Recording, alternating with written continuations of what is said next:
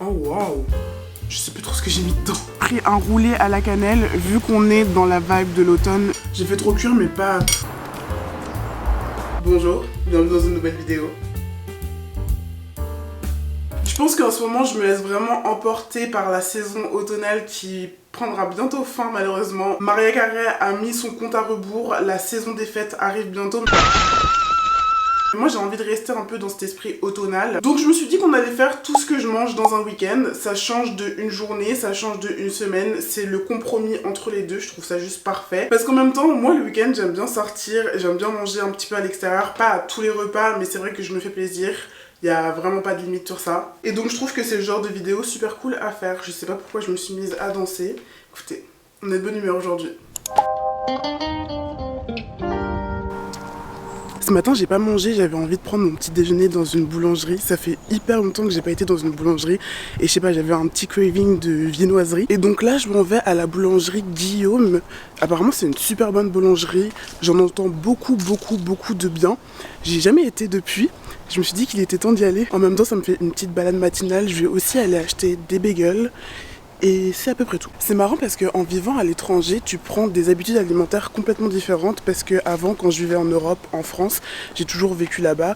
Je mangeais énormément de viennoiserie. C'était dans la culture d'aller dans la boulangerie, etc. Et là, en fait, tu prends des habitudes complètement hautes. Ce qui fait que aller dans une boulangerie pour prendre une viennoiserie, c'est devenu un petit plaisir de temps en temps.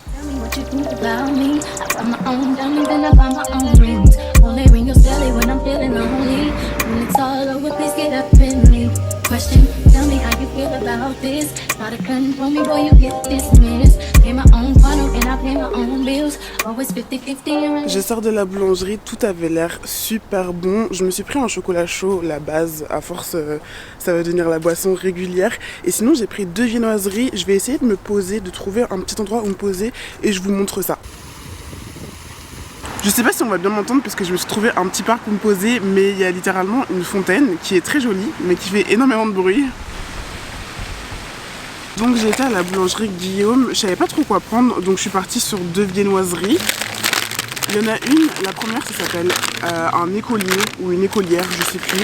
C'est un espèce de pain moelleux un peu viennois où il y a du chocolat blanc et du chocolat noir, ça a l'air juste trop bon. En fait je sais pas si c'est un pain viennois ou c'est juste un pain moelleux parce qu'elle m'a dit qu'à l'intérieur il y avait de la crème fraîche avec le pain. Donc c'est ce qui rend le pain plus léger. Et à côté de ça j'ai pris un roulé à la cannelle. Vu qu'on est dans la vibe de l'automne, je me devais de prendre quelque chose à la cannelle et ils ont l'air juste super bons. Je vais goûter en premier le pain qui a l'air juste trop bon. En fait ça ressemble à un pain viennois. Il y a de la crème à l'intérieur et il y a les pépites de chocolat.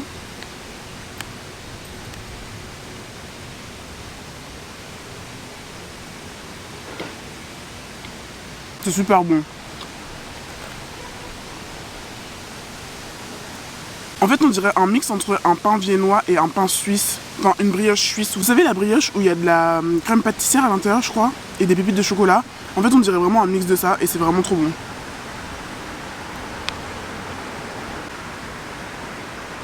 Le roulé à la cannelle, il se présente comme ça. Pareil, ça a l'air trop bon. Je sais pas trop à quoi c'est fait. Je sais pas le type de pâte que c'est. On dirait un peu comme une brioche feuilletée. Mais en même temps, le feuilletage... Non, c'est pas vraiment un feuilletage.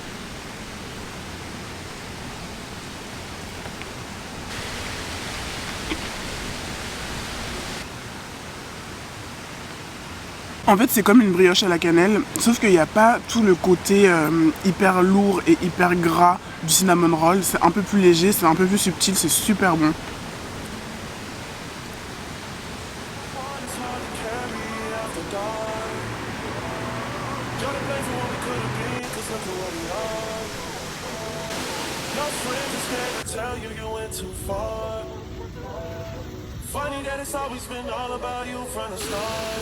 I met someone new last night and we kicked it, and I'm going back there tonight. You know what's on my mind this time. Sur le chemin du retour, je suis passée chez Saint-Viateur Bagel. Quand je vais dans le Myland, en vrai, je suis obligée de passer par là. C'est les meilleurs bagels de Montréal pour moi. J'en avais déjà parlé dans la précédente vidéo. Puis des bagels bien chauds, on va pas se mentir, ça fait toujours plaisir. J'en ai pris 4 pour la semaine. J'en ai pris 4 pour la semaine, mais je pense que je vais en manger un tout de suite parce que je les ai demandés chauds. Quand vous allez chez Saint-Viateur, demandez les bagels encore chauds. Parce que comme ça, vous pouvez les manger tout seul, sans garniture, sans rien, juste comme ça. Ils sont encore bien croustillants, bien moelleux, et c'est parfait. Franchement, c'est parfait.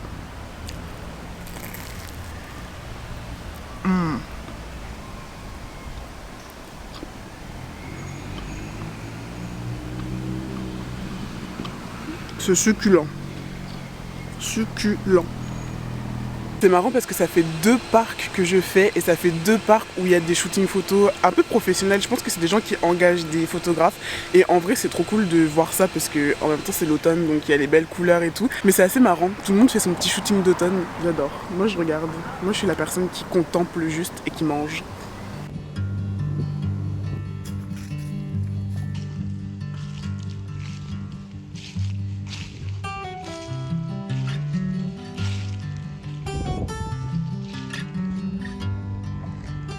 Je viens de passer devant une maison de l'horreur, visiblement.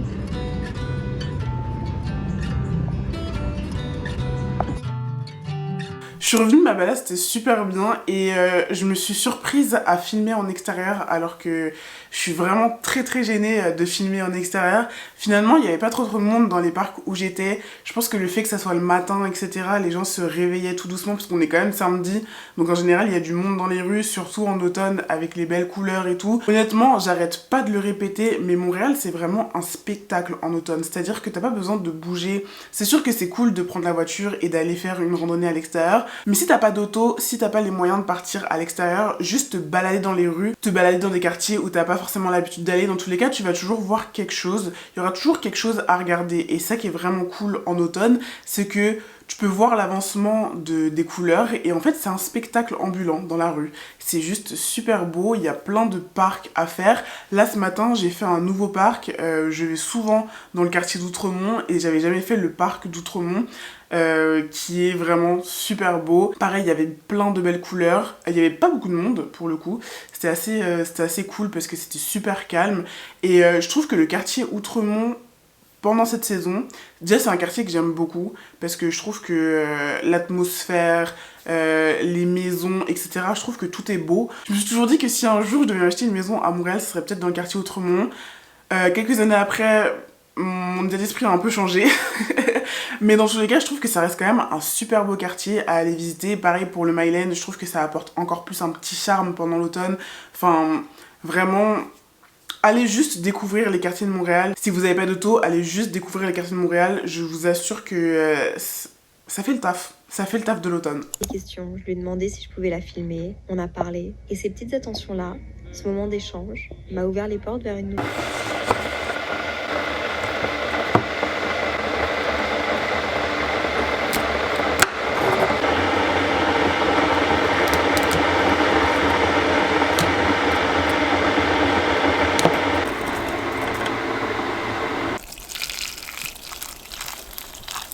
Au menu ce midi, pâtes avec un espèce de sauté brocoli crevette, de l'assaisonnement. C'est pas la première fois que je le fais donc je sais que ça va être bon. Je voue tellement un amour pour les crevettes. Je pense que c'est vraiment la protéine que je pourrais pas me séparer. Des fois je me dis que je pourrais être végane, mais le problème c'est que j'aime trop la crevette. Et j'aime trop le saumon. Je pense que la viande, je pourrais éventuellement m'en séparer, même si ça serait dur. Honnêtement, ça serait quand même super dur, parce que quand tu vas au restaurant, que tu manges à l'extérieur et tout, moi je sais que quand je mange à l'extérieur, en général, c'est souvent des plats à base de viande. Mais éventuellement, tu sais, c'est quelque chose que je pourrais enlever. Mais par contre, tout ce qui est à base de crevettes ou de saumon, j'ai fait trop cuire, mais pas... Mais c'est bon quand même. Tout à l'heure j'étais en train de regarder une vidéo YouTube. C'est la vidéo YouTube de la youtubeuse Léa JPLF, si je me trompe pas. Je mettrai son nom ici. C'est une youtubeuse que je suivais parce qu'elle vivait à Montréal quand j'y vivais. Maintenant elle y vit plus et j'avoue que je regarde plus trop son contenu. Mais je suis tombée sur une de ses vidéos où elle teste les meilleurs coffee shops de Copenhague. Et en fait sa vidéo est super intéressante parce que moi je bois pas de café. J'aime pas le café.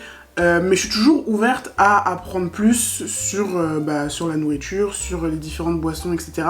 Et en fait, en regardant sa vidéo, je me suis rendu compte que le milieu du café, c'est quand même un milieu, je sais pas si on pourrait dire niché, mais tu sais, il y a tout ce qui est café, donc le café de base que tu vas boire tous les jours, plus ou moins la qualité que tu vas prendre, mais aussi toute une communauté de connaisseurs de café. Et en fait, ça m'a fait penser à la communauté du vin. Parce que le vin, en général, tu bois ça dans la vie de tous les jours. Mais il y a aussi le côté où tu peux aller faire des vignobles, t'en apprends plus sur le vin.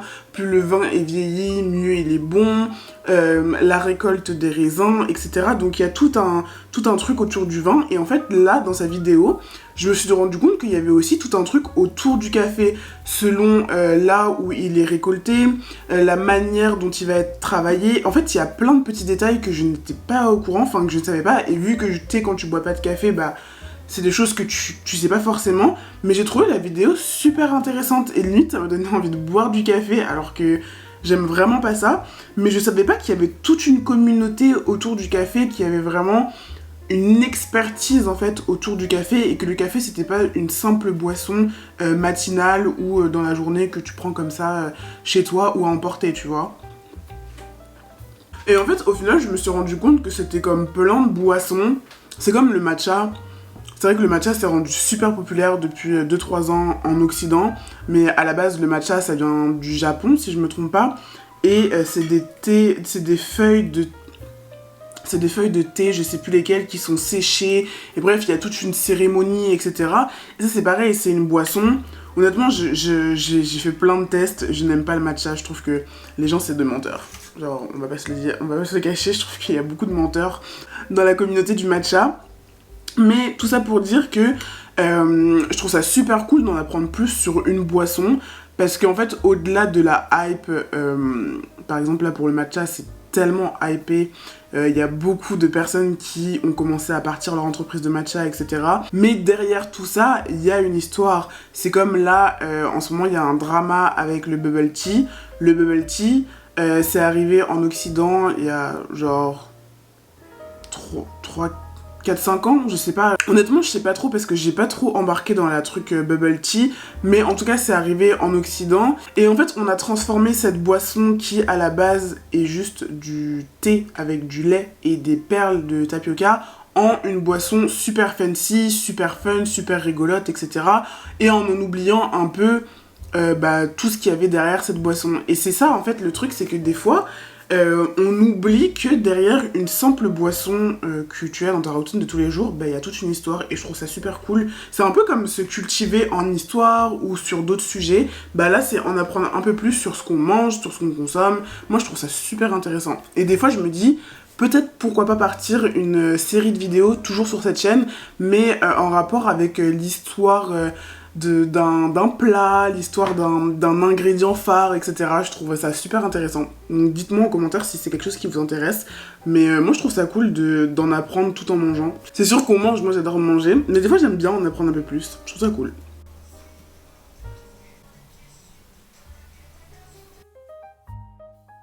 Tout à l'heure, quand j'étais à la boulangerie Guillaume, je me suis pris des viennoiseries pour le matin, mais je me suis aussi pris un petit sachet de viennoiseries de la veille. Ils étaient à 3,99$, un truc comme ça.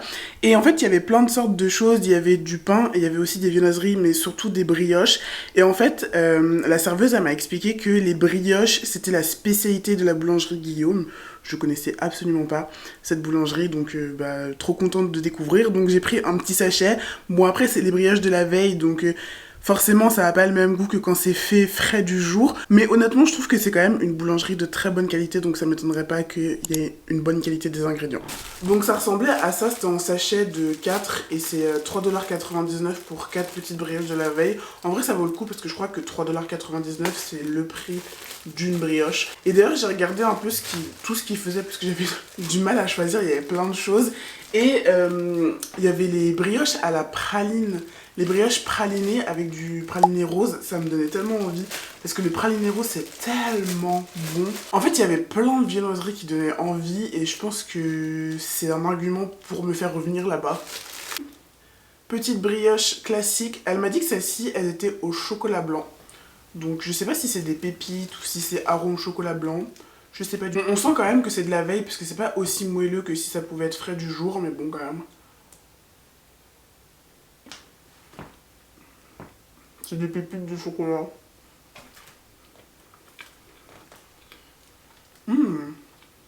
Elle est super bonne. Hein. Franchement, de la veille ou pas de la veille, c'est super bon. Hein. Je suis sûre que si je le mets un tout petit peu au micro-ondes ou un tout petit peu au four, ça peut être une pépite. Oh waouh! Elles sont super bonnes, hein. Même pour des pâtisseries de la veille, enfin pour des viennoiseries de la veille, c'est trop bon. La boulangerie Guillaume, ok, je vois maintenant ce que vous vouliez dire. Bon. Je crois que j'ai une maladie qui se déclare depuis un peu trop longtemps. En fait, vous voyez, mon souci, c'est que je suis littéralement accro à Too Good To Go. J'y vais tout le temps, ça devient une maladie. Je scroll. Bon, en vrai, je scroll plus que je ne prends des paniers. Mais en fait, je sais pas pourquoi j'adore ouvrir l'application et voir ce qu'il y a de disponible. Ce qui fait que tout à l'heure, j'étais en train de faire des choses. J'ai ouvert l'application pour aucune bonne raison. Et je me suis retrouvée à commander un panier. Et j'ai commandé un panier chez Slice & Soda. Slice & Soda, sur cette chaîne, j'en ai déjà parlé. Parce que j'y avais été quand j'avais fait la vidéo « Je teste les meilleures pointes de pizza de Montréal ». J'étais obligée de mettre ce Slice & Soda dans cette vidéo parce que j'adore vraiment ce restaurant. Ils font vraiment des pointes de pizza style new-yorkaise. Et j'en avais aussi parlé lors de ma vidéo « Une semaine de Too Good To Go » puisque j'avais déjà testé leur panier. C'est pas dans le même Slice & Soda parce qu'ils ont plusieurs restaurants dans Montréal. Mais au final... j'ai quand même 3 pointes. La dernière fois j'avais 3 pointes. Là c'est la deuxième fois que je commande chez eux. Et pareil, j'ai 3 pointes. J'ai une pointe qui est au four parce que je vais en manger juste une ce soir. Les autres, je sais pas ce que je vais en faire. Je sais pas si je vais les manger demain ou si genre je les congèle. Et avec ça, je vais me faire une petite soupe. En fait, c'est une soupe que j'ai fait il y a quelques jours. De la courge avec de la patate douce, des carottes et il me semble qu'il y a un poivron dedans. Et de l'ail. Je sais plus trop ce que j'ai mis dedans. Et au niveau des pointes de pizza que j'ai eu, là dans le four, il y a celle pepperoni. En plus, j'étais trop contente d'avoir une pepperoni parce que c'est mes préférés. C'est margarita pepperoni, mes préférés. Et le panier Too Good To Go, il m'a coûté 4,99$, sachant que chez Slice & Soda, une pointe de pizza, c'est aux alentours... En fait, je pense qu'il me semble que ça commence à 5$, mais genre 5$, c'est celle au fromage ou la margarita. C'est vraiment celle où il n'y a pas beaucoup de garniture. Et après, on augmente. Donc je suis quand même assez contente. Mais avec la pepperoni, j'ai eu une toute garnie. Donc il y a de la pepperoni, du poivron, de la tomate, fromage. Et à côté de ça, une végétarienne avec des champignons, pardon. Avec des champignons, olives noires et fromage. Elles sont vraiment géantes leurs pointes de pizza. C'est trop bon. Bon matin. Enfin plutôt bon midi puisqu'il est déjà 13h. J'ai pas pu filmer ce que j'avais mangé ce matin parce que j'avais des choses assez urgentes à faire et j'ai voulu prioriser les choses plutôt que de filmer dans la va-vite. Au final, j'ai pas forcément mangé, j'ai juste bu un thé vert. Mais sinon, on se retrouve ce midi. Ce midi, je pense que je vais partir sur un truc frais parce que là, il recommence à faire beau. En fait, il a toujours fait beau, mais il commence à faire chaud. L'été indien arrive, je pense, ce qui fait que j'ai envie de me faire une petite salade verte. Donc pour ce midi, petite salade estivale, alors qu'on est vraiment fin, milieu, automne, début hiver. Carrément, il neige dans certaines régions du Québec. Et pour accompagner ma salade, j'ai envie de me faire des dumplings, enfin des gyoza. Faudrait que je regarde la différence entre les dumplings et les gyoza, parce qu'il me semble que il y a quand même une différence. En fait, je sais pas si c'est l'appellation parce que les dumplings c'est chinois et les gyoza c'est japonais ou l'inverse. Mais là j'en ai au poireau, donc c'est juste poireau, ouais, poireau, oignon et chou, donc aux légumes. Et j'aime trop acheter des gyoza surgelés parce que quand t'as pas le temps de les faire, ça te sauve la vie. Quand t'as la flemme de te faire à manger le soir ou le midi, enfin peu importe dans la journée, ça te sauve la vie, c'est bon, c'est simple. Tu mets ça avec une petite sauce soja ou une petite sauce aigre douce ou une petite sauce dumpling. Franchement, ça fait le taf, c'est juste parfait.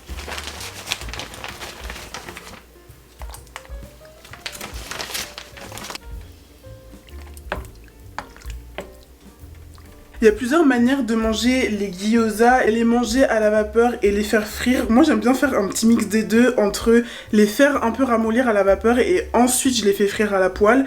Là pour le coup aujourd'hui je les fais vraiment en version simple où je les mets à tremper dans de l'eau chaude. Mais sinon j'ai aussi l'instrument que tout le monde veut, le cuiseur à vapeur. Enfin en fait je sais pas comment ça se prononce, enfin je sais pas comment ça s'appelle. Mais c'est un panier vapeur, donc en fait on met les gyoza dedans, mais on peut faire cuire aussi plein d'autres choses à la vapeur dedans. Et je l'ai pas utilisé aujourd'hui parce que j'ai plus de papier cuisson. Il faut mettre un papier cuisson en dessous et les mettre. Et en fait ensuite on met le panier sur une casserole d'eau chaude et c'est comme ça que ça va cuire à la vapeur.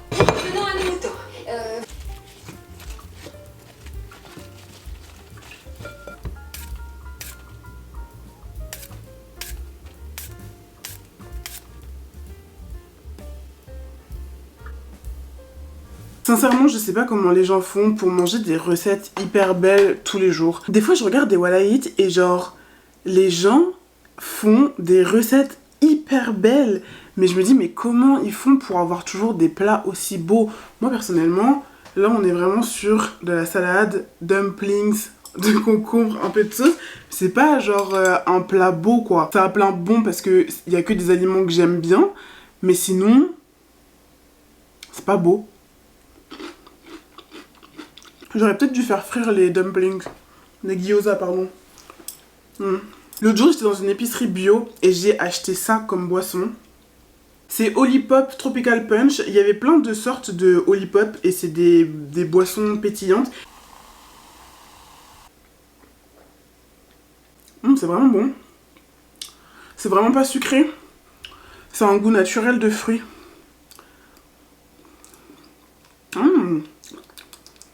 Ouais, j'aime beaucoup. Olipop Tropical Punch. Tenir le coup jusque-là. Alors, si vous avez des suggestions... Je pensais... Je suis désolé, puis... Non, continuez. Si nous pouvions avoir une célébrité... J'avais prévu de faire plein de trucs aujourd'hui et en fait j'ai tellement procrastiné.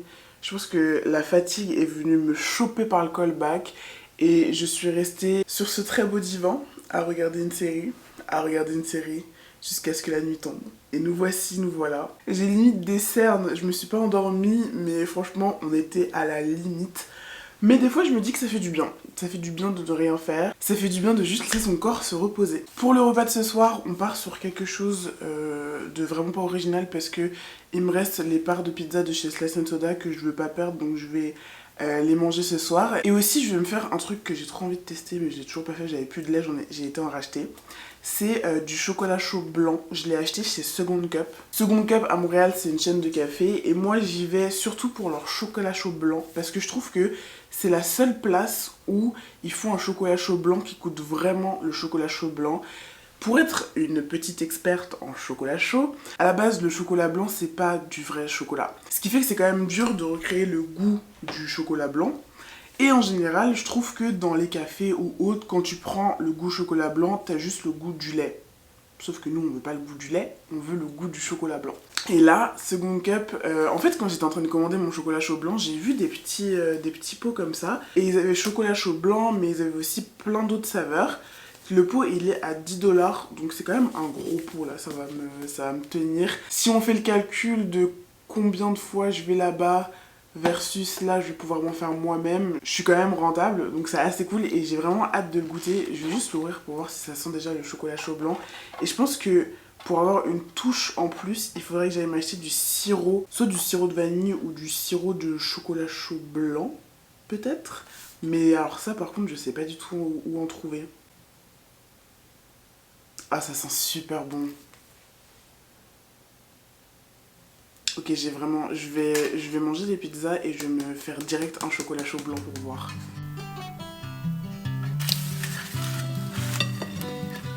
On est vraiment dans un truc très réaliste. De la pizza et c'est tout quoi.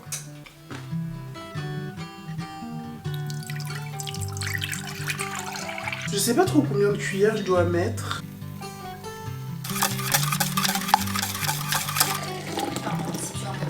C'est l'heure du taste test. Ça sent le chocolat blanc, mais en même temps, je sens le lait aussi. En fait, visuellement comme ça, on dirait juste que je bois du lait chaud, mais c'est censé être du chocolat blanc. Ok, ça goûte comme à Second Cup. En même temps, c'est leur cacao, donc c'est normal. Oh! Ah, c'est trop bon! En plus, j'ai même pas rajouté de sucre. J'ai juste fait comme dans les instructions. J'ai mis 2 cuillères de cacao chocolat chaud. J'ai l'impression d'avoir exactement la... Ben en fait, c'est exactement la même chose que ce que je bois. En fait, j'ai l'impression qu'ils mettent peut-être le même mélange dans ce que j'achète. C'est trop bon! Sur cette belle découverte, c'est ici que je vous quitte. Bon, j'avoue, la tournure de cette journée n'a pas été la tournure que je voulais prendre. La fatigue m'a énormément rattrapée. Mais je tenais quand même à terminer la vidéo parce que j'avais vraiment envie de vous partager tout mon week-end complet. C'est aussi la réalité, des fois je cuisine pas. C'est vrai que la semaine, moi je mange énormément de lunch, enfin pratiquement tous mes repas sont préparés parce que justement je fais ça les week-ends. Donc c'est vrai que le week-end je me lâche un peu plus, je mange plus à l'extérieur, je mange plus comme du n'importe quoi, mais honnêtement ça me va aussi, je trouve que c'est un bon équilibre. Donc j'espère quand même que la vidéo vous a plu, que vous avez découvert des nouvelles adresses, parce qu'on a quand même découvert des nouvelles adresses dans cette vidéo, donc c'est trop cool. Et puis sur ce, je vous fais des bisous, je vous dis bye.